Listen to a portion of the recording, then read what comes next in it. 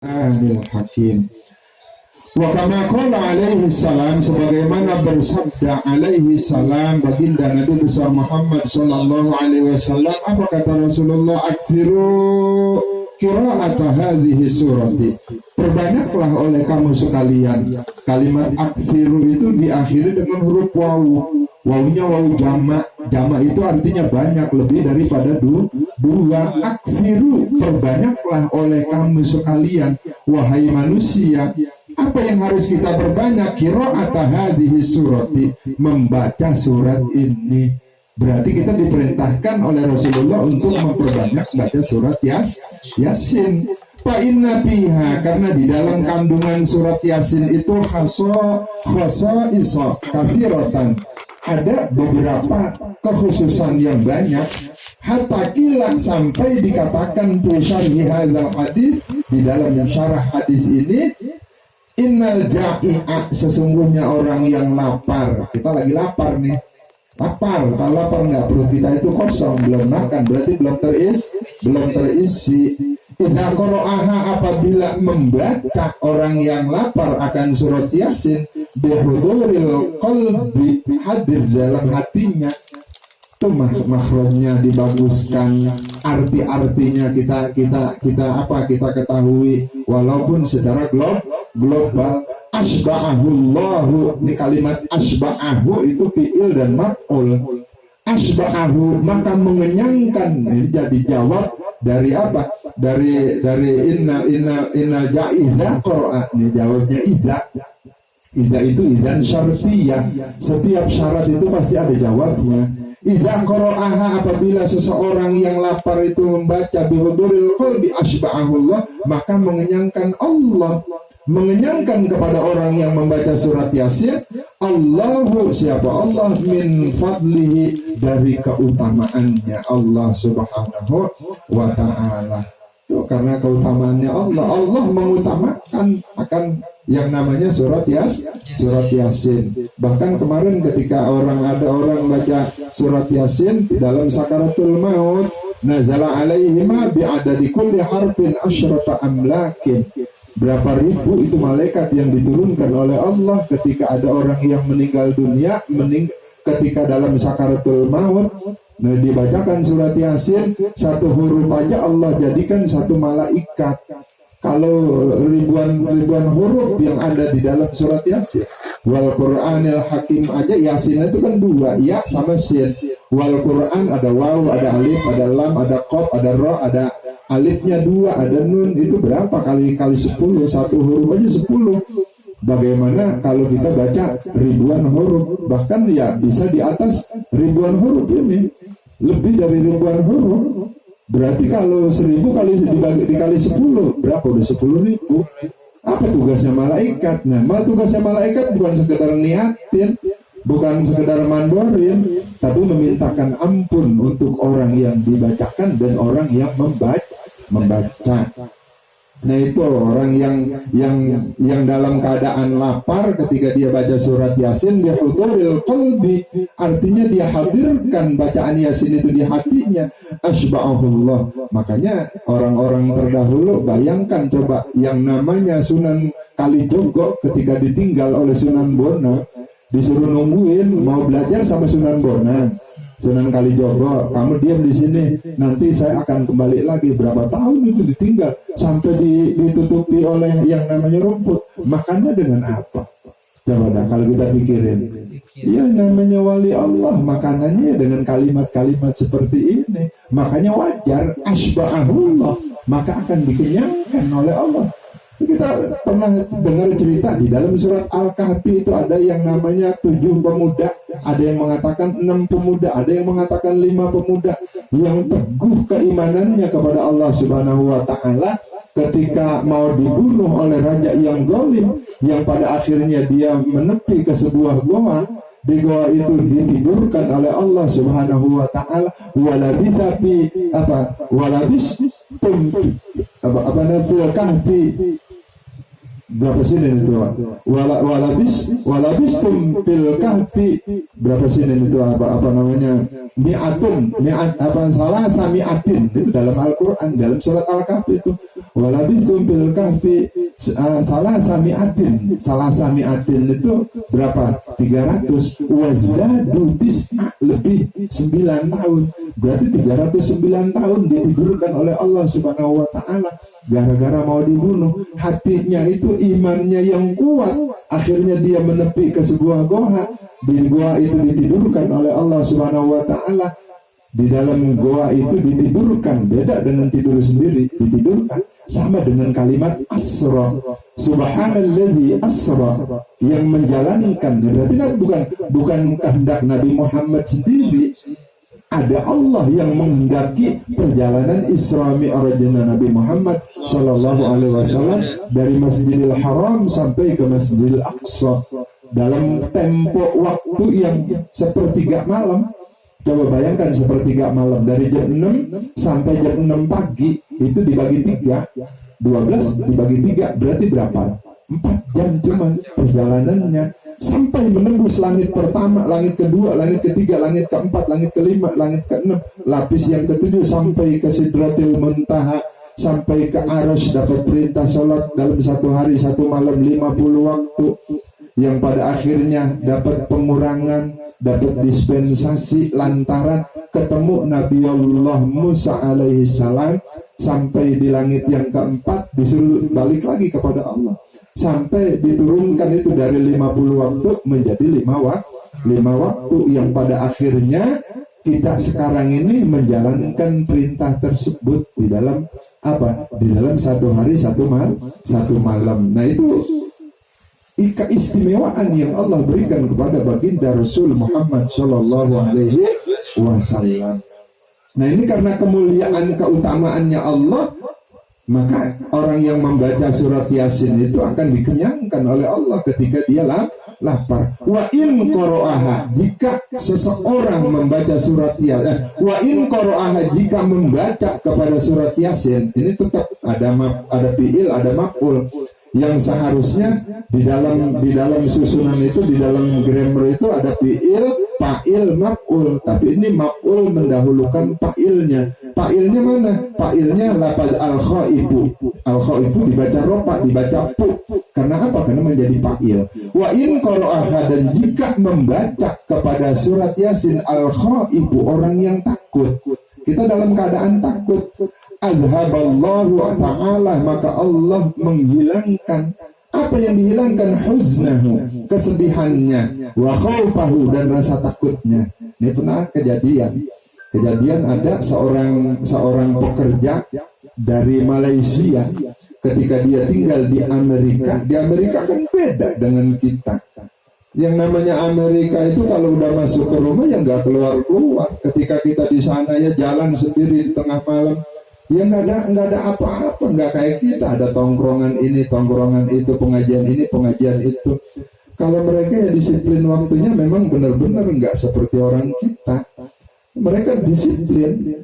Ketika ada orang Malaysia, muslimah Malaysia, dia melewati gang yang gelap, yang memang gang tersebut itu ditakuti oleh orang-orang yang lewat di situ. Dengan apa yang ditakuti? Banyak begundal-begundalnya, berandalan-berandalan, ya koboi-koboi, ya kayak anak muda yang nongkrong itu.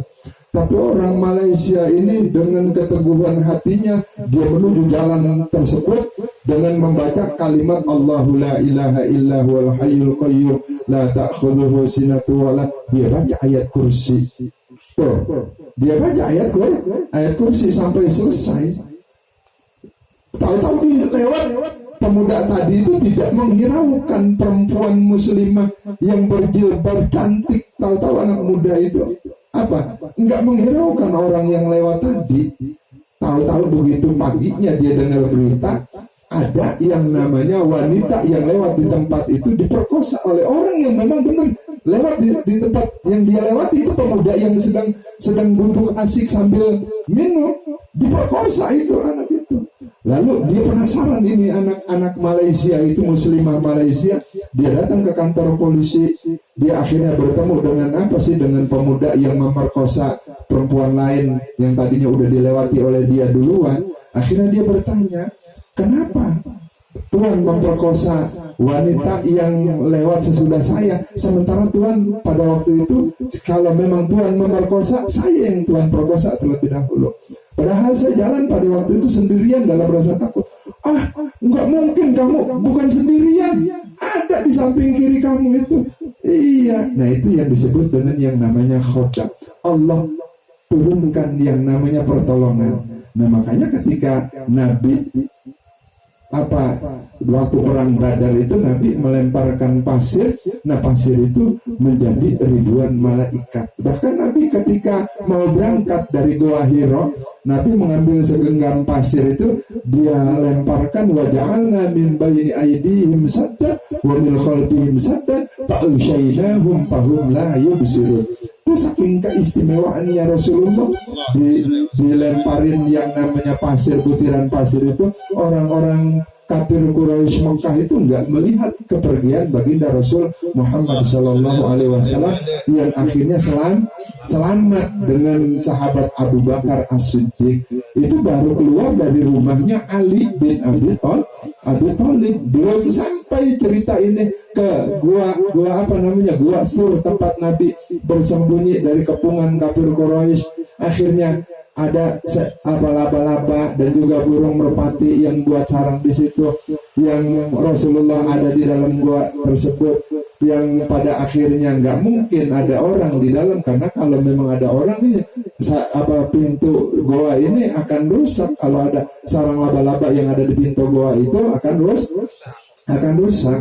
Itu akhirnya selamat bagi Rasul Muhammad Shallallahu Alaihi Wasallam. Karena apa? Karena kepala beliau itu dihargai 1000 ekor unta oleh Abu Jahal CS. Akhirnya beliau selamat sampai ke Yathrib. Yathrib pada waktu itu nama kota Mekah. Atau dikatakan Thaibah. Madinah itu punya 70 nama. Salah satunya yaitu Thaibah, Yathrib dan lain sebagainya. Atau Madinatul Rasul. Nah itu wa in qara'aha al-khaibu azhaballahu ta'ala huznahu. Wa in qara'aha, jika seseorang membaca atau jika membaca kepada surat Yasin al-khaibu, orang yang takut, azhaballahu ta'ala, azhaba, niscaya menghilangkan Allah Ta'ala huznahu, akan kesedihannya, wa khawfahu, dan ketakutannya. Wa in qara'aha, jika membaca kepada surat jika membaca kepada surat Yasin al-fakiru, orang yang fakir. Fakir itu lebih parah daripada miskin. Ada fakir, ada miskin. Dalam surat At-Taubah dikatakan itu innamas shadaqatu lil fuqara. Fuqara itu lebih parah. Artinya dari segi ekonominya itu lebih parah daripada miskin. Dia butuh dalam satu hari 10, dia hanya dapat di bawah 5. Dia 10 rupiah nih, atau 10 ribu, tapi dia hanya dapat di bawah 5, dapat 3.000. Nah, yang 7.000-nya itu dari mana? Nah, itu yang dimaksud dengan fuqara. Tapi kalau miskin itu dia butuh untuk hidupnya 10.000, maka dia hanya bisa dapat itu 6.000 rupiah. Itu kategori yang disebut dengan kategori miskin. Itu di dalam kitab-kitab fikih itu dijelaskan seperti itu. Makanya innamal shadaqatu lil fuqara'i wal masakin. Nah itu fuqara dulu, baru masakin. Nah itu wa in qara'aha, jika membaca kepada surat Yasin al-fakiru, orang yang fakir, khalasa min dinihi, maka bersih dari di sini khalasa min dainihi, tapi di sini ada yang Mbak nulis ini yang asli daini itu min dainihi, maka khalasa, maka akan bersih atau lunas min dainihi, dari hutangnya fakir. Nah ini bukan dini tapi daini. Dainun itu maknanya hutang. Jadi orang fakir itu otomatis kan dia tidak lepas dari yang namanya hutang piutang untuk menutupi kebutuhannya. Nah, dia khalasa, makna khalasa itu maknanya bersih. Bersih itu ya kita artikan lunas min dainihi, dari hutangnya. Nah, itu min haitsu la yahtasib, bukan dari usaha yang dia kerjakan, yang emang usahanya cuma dapat 3.000 rupiah ke bawah. bagaimana bisa lunas. Nah itu bukan dari hutang, dari hasil yang dia peroleh itu, tapi dari jalan yang tidak diduga-duga. Nah jalan yang tidak diduga-duga itu namanya min haitsu la yahtasib. Nah itu banyak kadang-kadang di dalam Al-Quran dikatakan orang yang takwa, ya, orang takwa itu akan dilepaskan dari yang namanya dari damai kesusahan dan akan diberikan rezeki min haitsu la yahtasib. Wa idza qara'a hadzal hajati, wa idza qara'a, dan apabila qara'a membaca kepada surat Yasin dzul hajati, orang yang mempunyai hajat, mempunyai kebutuhan, qadallahu, maka memenuhi Allah Ta'ala hajatahu, akan keperluannya. Kalau kita punya perlu ya kita baca surat Yasin. Orang yang memang punya hajat, punya keperluan, punya keinginan dari apa yang dia inginkan, maka Allah akan meluluskan keinginannya, akan ditunaikan. Qadha itu maknanya menunaikan. Kayak kita ada ada yang namanya salat ada salat qadha. Qadha itu ya kita tunaikan, qadhaan, karena kita menunaikan apa? Salat yang kita tinggalkan. Hajatahu wa man qara'aha fi subhi, wa man, dan barang siapa orang qara'a membaca kepada surat Yasin fi subhi, di waktu subuh, yakunu, ada ia orang yang membaca surat Yasin fi amanillahi ta'ala, di dalam keamanannya Allah Ta'ala. Artinya dia akan diberikan keamanan oleh Allah Ta'ala ilal masai, sampai waktu petang. Jadi kalau kita baca pagi-pagi di subuh itu, maka kita pada waktu petang kita itu akan diberikan keamanan oleh Allah Subhanahu wa Ta'ala. Ini kata Rasulullah Sallallahu Alaihi Wasallam. Nah, atau kalau kita baca di waktu sore selepas sholat maghrib sampai pagi, kita akan diberikan keamanan oleh Allah Subhanahu wa Ta'ala. Memang banyak kalimat-kalimat yang menyebabkan kita itu diberikan keamanan oleh Allah Subhanahu wa Ta'ala. Kayak tadi ketika baca la ilaha illallah wahdahu la syarikalah, lahul mulku wa lahul hamdu wa huwa yumiitu wa huwa ala kulli syai'in qadir. Itu awal kita ratibul haddad. Itu Syekh Abdullah bin Alawi Al-Haddad menukil hadis baginda Rasul Muhammad sallallahu alaihi wasallam. Nah, hadis ini dijelaskan di dalam kitab Azkarnya Imam Nawawi. Man qara'a la ilaha illallah wahdahu la syarikalah, lahul mulku wa lahul hamdu yuhyi wa yumiitu wa huwa ala kulli syai'in qadir, kana kaman abdada, karena kaman aqtaqa abdan min waladi Ismail. Orang yang membaca satu kali saja, dikata Rasulullah, karena ada ia kaman seperti orang aqtaqa, yang memerdekakan abdan, satu orang budak, min waladi Ismail, dari keturunannya Nabi Allah Ismail alaihi wassalam. Wa kataballahu lahu asyru hasanat. Allah akan wa kataballahu lahu asyru hasanat. Allah akan menulis 10 kebaikan. Itu 10 kebaikan ditulis oleh Allah Subhanahu wa Ta'ala. Tapi bukan Allah sendiri yang menulis, ada asistennya Allah, malaikat raqib dan malaikat atid. Jadi cuma sekedar perumpamaan yang diberikan oleh Nabi Muhammad Sallallahu Alaihi Wasallam di dalam hadisnya. Kemudian akan dihapus 10 kejelekan itu kalau kita baca kalimat la ilaha illallah wahdahu la syarikalah, lahul mulku wa lahul hamdu yuhyi wa yumiitu wa ala kulli syai'in qadir. Itu biasanya kan di dalam ratib 3 kali. Kalau 3 kali itu di dalam hadis lain Rasulullah bersabda, barang siapa yang membaca kalimat ini seperti orang yang memerdekakan 13 orang budak selain keturunannya Nabi Ismail. 12. Berarti kalau selain keturunan Nabi Ismail itu 12. Berarti 12 kali 3 berapa? 3 kali kita baca tadi 36. Berarti kalau kita wirid setiap habis sholat fardu, la ilaha illallah la syarikalah lahul mulku wa lahul hamdu, biasanya kan baca 10 kali.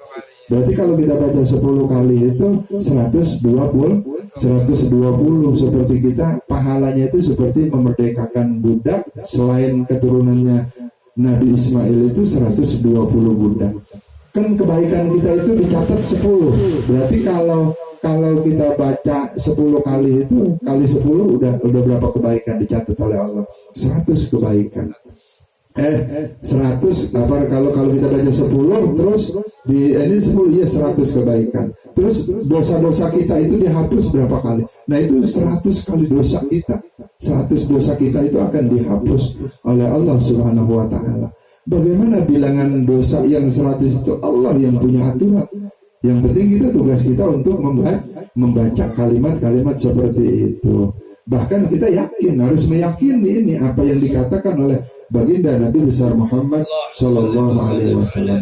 Jadi sampai masa di ayyi baldatin, di negeri mana saja idza tuliyat au quri'at, apabila dibaca apabila dibacakan au tusirat atau dijelaskan surat Yasin itu, rafa Allahu ta'ala, maka Allah akan menghilangkan, rafa Allahu, menghilangkan Allah ta'ala anhum, dari mereka al-bala.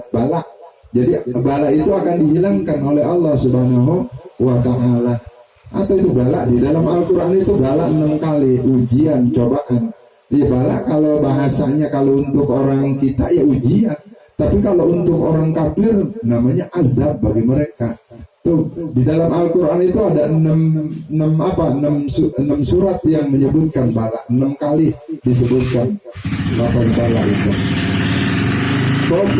Terus wal qahta itu kemarau.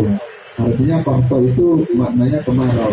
Kemarau itu karena tidak ada turun hujan. Itu enggak ada turun hujan sama sekali. Makanya kita sering baca Allah madfa'annal bala wal waba wat ta'un. Ini itu ada gola itu ada qahta itu adalah kemarau. Karena apa? La matara lahu, tidak ada hujan. Lahu baginya minas samai, dari langit. Nah itu mator. Qahta itu artinya pacaklik, kemarau. Karena apa? Karena memang tidak ada hujan sama sekali. Wal gola itu kesulitan di dalam memperoleh sesuatu yang memang harganya, makna gola itu kan mahal. Apa-apa jadi mahal, sembako jadi mahal, minyak jadi mahal, telur jadi mahal. Itu kalau orang yang baca surat Yasin, maka akan dihilangkan yang namanya gola. Rasa mahal itu akan hilang. Apa-apa jadi mahal, telur harganya yang tadinya ya jangankan ya telur, barang-barang ya, cabai aja bisa selangit harganya, cabai, bawang. Nah itu namanya gola. Gola itu maknanya ya kesulitan di dalam memperoleh sesuatu yang memang karena mahal harganya. Ta'un itu penyakit yang menular. Ya kayak sekarang ini sama ta'un sama wabah. Nah makanya kata Rasulullah, idza zaharat ta'una bi ardin wa antum fiha fala takhruju minha. Kalau jelas-jelas ada ta'un di suatu negeri,